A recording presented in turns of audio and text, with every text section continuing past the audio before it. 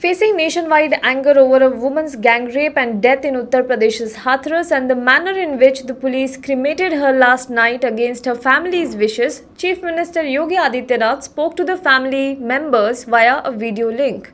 The Chief Minister today set up a special team to investigate the case and also ordered a fast-track court for the trial. He told the reporters that Prime Minister Narendra Modi had spoken to him and asked for the toughest punishment against the accused. A senior state government official said that the victim's father spoke to Adityanath and asked for the harshest penalty against the accused. The chief minister assured him that most stringent action shall be taken against the accused and all possible help shall be provided to the family of the deceased, the official said. The state government has reportedly also promised financial aid of Rs 25 lakh, a government job in capacity of a school teacher, a house under the government scheme, and trial in a fast-track court. Congress workers and members of the Valmiki community, meanwhile, have blocked the roads and the main market of Hathras amid huge deployment of the police force. The community has also announced a no sanitation strike in the city. The government is set to release guidelines for the fifth phase of unlock in the country soon. Coronavirus infection rates among adults in India have risen sharply. A survey showed although a large percentage of the population has not yet been exposed, suggesting that there is a scope for cases to rise much further. In the serological survey conducted in the month of August and September, blood samples were tested for SARS-CoV-2 antibodies. If a person tests positive for the antibodies, it means that they were infected with the virus at some point.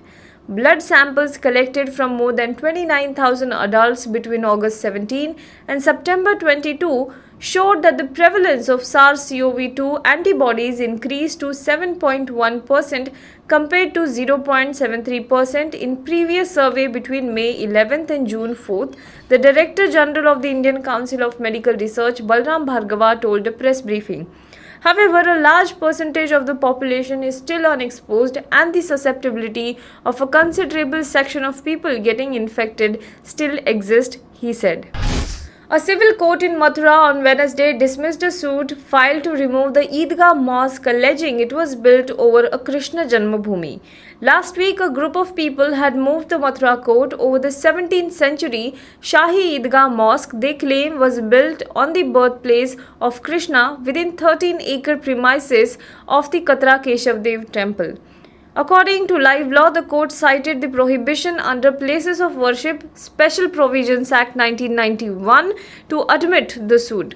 The petition, which was filed in the court of senior civil judge Chaya Sharma, had also demanded an annulment of a 1968 Mathura court ruling ratifying a land deal reached between Shri Krishna Janmasthana Seva Sansthan and Shahi Eidgah Management Committee. However, another body of priests had condemned the filing of the petition for the removal of Eidgah Mosque. The Akhil Bharatiya Tirth Purohit Mahasabha President Mahesh Pathak said, some outsiders were trying to disturb the peace in Mathura by raising a frivolous temple mosque issue. The country received above normal monsoon during the 4-month rainfall season, recording the second highest precipitation in the last 30 years, the Indian Meteorological Department said on Wednesday.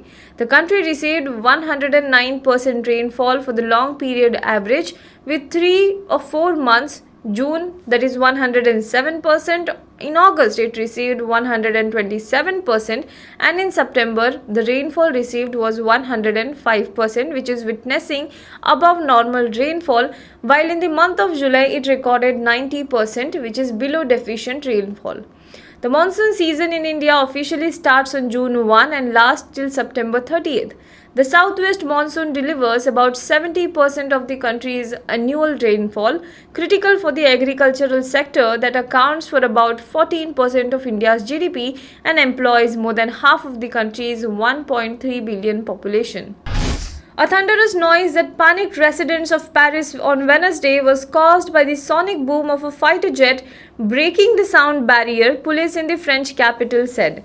The military said the jet had been scrambled to go to the aid of another aircraft that had lost radio contact and was authorized to travel at supersonic speed. The noise, which was heard all over the city and neighboring suburbs and shook windows, rattled Parisians already on edge after a knife attack outside the former offices of a satirical weekly, Charlie Hebdo, last week that the government has called an act of terror. A Rafale carrying out an intervention to assist an aircraft that had lost contact was authorized to break the sound barrier to reach the aircraft in difficulty, a French Air Force spokesperson told AFP. No detail, however, was given on the type of aircraft or the nature of its difficulty. The spokesman also said that the fighter emitted its sonic boom over the east of Paris. Now be the first to know about the latest updates on our new news app. Go on your Android or iOS, search for HW News Network. Download our app, choose the language you prefer to get updates in, and be up to date with the latest news. If you like this video, please share it, and we would love to hear your comments in the comments section down here. Also, please do like our Facebook page and follow us on Twitter to get minute-to-minute news updates. For more such shows and videos, subscribe to our YouTube channel.